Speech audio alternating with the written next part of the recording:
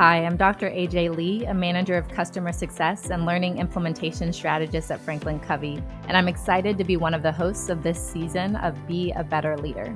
We're looking forward to bringing together some of FranklinCovey's expert consultants and thought leaders to talk about recharging. Now is the time, and we have the tools to help you recharge your leaders, recharge your teams, recharge your culture, and recharge your results.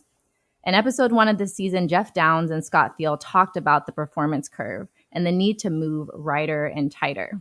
Today, we'll dive into the ways we can accomplish this as leaders by focusing on our strengths rather than our diminishing tendencies.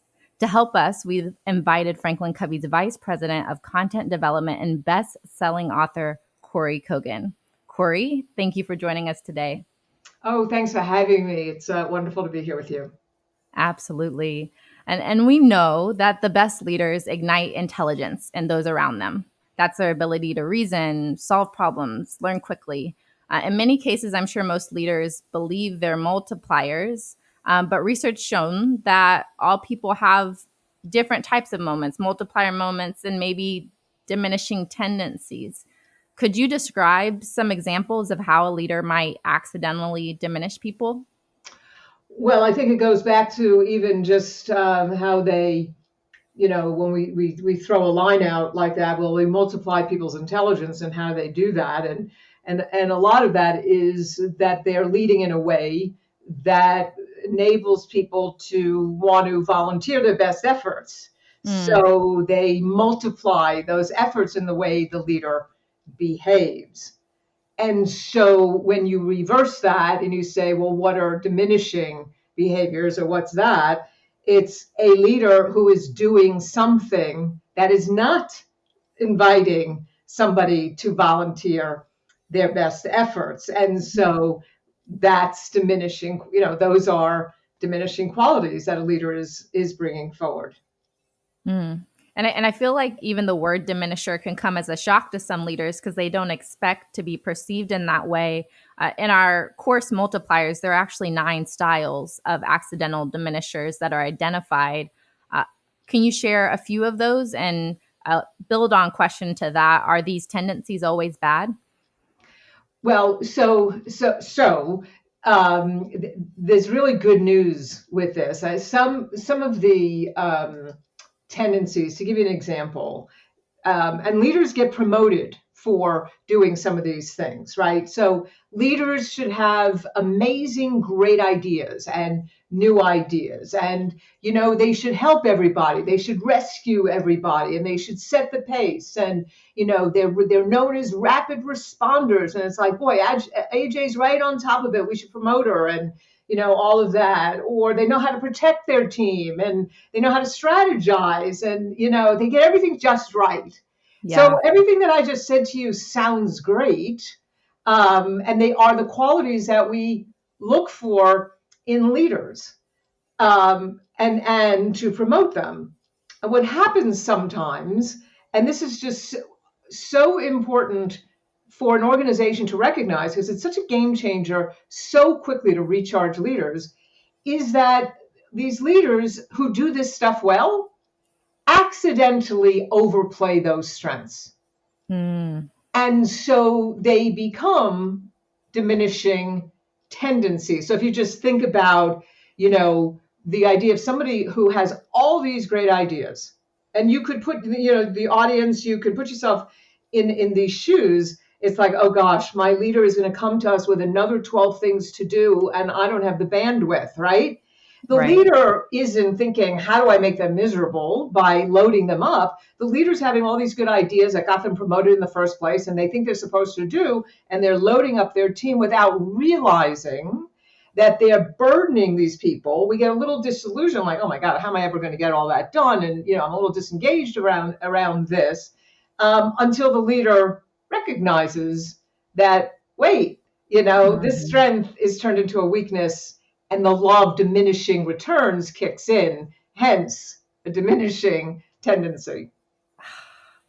And I love what you said there, Kory, that in essence, it's leaders overplaying their strengths. So it's not, it's almost it's not like they're intentionally diminishing, right? They are intentionally trying to do what's best for their team. They're sharing ideas. They're looking towards driving impact, and yet and still, there has to be a pause moment, in essence, that causes them to reflect and identify ways in which they need to adjust how they're approaching their team. Is that an accurate reflection on what you shared? Yeah, it's really accurate. They have to become intentional about it because I always say leaders don't wake up in the morning going, how do I make them miserable today? It just happens naturally and unconsciously because we're playing on our strengths, and so Yeah. leaders need to go, wait, what? Let I just need to pause because in my attempt at being a great leader, I'm accidentally diminishing. And Yeah. what's so great under the umbrella of how do you recharge leaders that are a little worn out from everything, is like, oh, all I need to do is back off a little bit and hold back on a few ideas, or not be so protective and let them try things, those kinds of things. And it becomes an immediate game changer for any level leader in the organization. I don't care who you are, we all do it without realizing it. And once we find out, it's an immediate change. So good. So good. And building on what you shared, you were starting to share some examples of what a leader can do to, in essence, apply the opposite of the diminishing effect, to start to multiply their impact. What are some of the things that a leader can do to start to shift that behavior? Well, the first thing that I said was they have to be, self-aware. Yeah. This is the best of social emotional intelligence too. They have to be really self-aware. And the first thing is bring this to their attention. It's always fun when we do bring this to a group of leaders' attention. I mean, at 3, 4 o'clock in the afternoon, I've had groups of people like out of their, because that's a rough time of the day to be listening to a keynote. And they're like, oh, there was a roar going up because people are like, oh my goodness, I can't believe I, do that. So number one is sharing this information and this Yeah. idea and letting them choose from, well, what are, which is my priority, one, and not going down the rabbit hole of, well, I do all of them. Just pick a couple, that you really do that you want to work on. And then, Liz Wiseman, as you know, is our partner and the author of this body of work. And what she says about this is, you don't have to label yourself a multiplier or diminisher. Yeah. So we're not into labels here, but we are looking for the moment when something is happening, a situation. So what she'll say is, if you're intentional about trying to fix this, look for those moments, those multiplying moments. So when you feel yourself in a meeting starting to be the one that is speaking up and giving ideas, you don't have to be the genius in the room. Part of our work is how to help identify the genius in everybody else, Mhm. so that we get everybody's good ideas to the table. So looking for those multiplier of moments, where when somebody comes and says, I need help on something, instead of going, okay, here's how you do it, become a coach and step back and don't be so protective.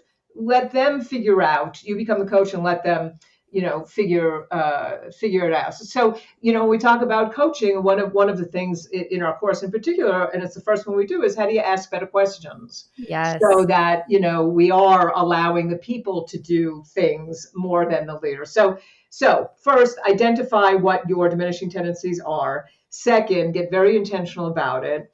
Third, think about this in terms of multiplier moments, and think Mhm. about, how do I ask better questions? How do I look for everybody else's genius so I'm not the one Yeah. that's always talking? How do I create a safe environment so people are willing to speak up? And another one is really challenging people, giving them Mhm. stretch opportunities to do some things. So it takes the burden off of us thinking we got promoted to do everything, Yes. and that we're going to help multiply these other people. Absolutely. Absolutely. Thank you for breaking that down, Kory. And I appreciate you mentioning a leader moving into a coach mindset, right? And leaning in with those questions, inquiry, and curiosity really to empower those team members. Are there any questions that, like just one or two, that you often use as your back pocket questions to re-engage someone, or that you guide leaders to use in those types of situations where they're looking to leverage more curiosity with their teams? Well, I think it depends where we are in the relationship with Yes. them. And, in the course, we do that. We have people create questions that are relevant, to their situation. But if I had to, choose a couple of general ones, and we speak about this in some of our work around inclusive leadership, simply, asking people, what are you most excited about? Yes. And again, I say this carefully because you have to have, is there trust between the two of you, right? There's a lot of Context. things, that context that needs to be put in around this. And so, what are you most excited about here? What are you interested in? And I'm always looking for people to share with me what they do well. So a good question for me always is, what are you excited about? And what is it that you love to do, that whether in your job, outside of your job here at work, or even as a hobby? Because when Yes. we say look for people's natural genius, you just never know what they do and their talents are that good, that we can get, wow, that's amazing, and show interest.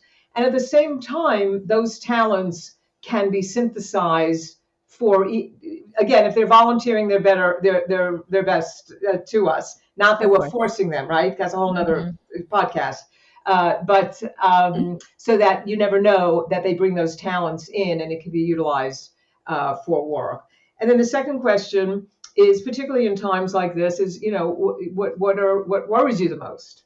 Mhm. Um, Mhm. just what's going on, and getting out, like you said, curiosity. I want to be Mhm. curious about all of this and see what's worrying people, and get stuff out on the table. Find out if it's any other diminishing tendencies that I'm doing, Yeah. or anything else, as well. So those are a couple. There's a couple more, but those are a couple of good starter questions that, under the right conditions, can really get the conversation going and learning about some of their other talents. Yes. And I'm over here taking notes, and I'm sure those listening are as well, right? Sometimes it's nice to just have those foundational questions you have in your hip pocket you can pull out, and of course, with context you can build upon them, but asking what are you most excited about, and then also what are you most worried about, and within context as well. That's great. That's great. So, thinking about leaders, is there a specific mindset shift that leaders need to take to help them as they try to manage and move from diminishing to multipliers? You mentioned that we don't want to label anyone as a diminisher or a multiplier. Is there any specific paradigm shift that they should be in consideration of? I think that there's a few, but I think it um, goes back to a couple, that if I am an unintentional diminisher, how do I become an intentional multiplier? Is one. And then realizing, and always asking, was that interaction diminishing or multiplying? I think that's it. And then Mm-hmm. the only other one, I would add to that, and you said it, is that I have a mindset of, when it comes to leadership, of curiosity. Mm, And I've been quite clear in a lot of other conversations like this. In this day and age, with the way the world is, and we're all spread out, and everything has changed, and leadership has had to be rethought, that if a leader does not come into leadership being curious about their people, their team, their organization, honestly, I invite them out of leadership. wow. So Yeah. that the curiosity and authenticity, that is a key mindset that I do think people really need to think about if they want to stay in leadership, or are embarking on a leadership career. Absolutely. Absolutely. So powerful. So powerful. Those reflections. How can I continue to have that mindset of curiosity, make sure that I'm authentic within that, and then ask myself the question out of every interaction, was that a multiplier moment, or did I, overplay my strengths? Did I lean in a little too much, and how can I do better next time around? Very well said. Yes, fantastic. So this whole focus is recharging our teams for this discussion and coming back to the performance curve. I would love to close thinking about Rider and Tighter and how a leader can focus on their strengths to facilitate that move. When they do that, what's the impact on how we ultimately recharge our people?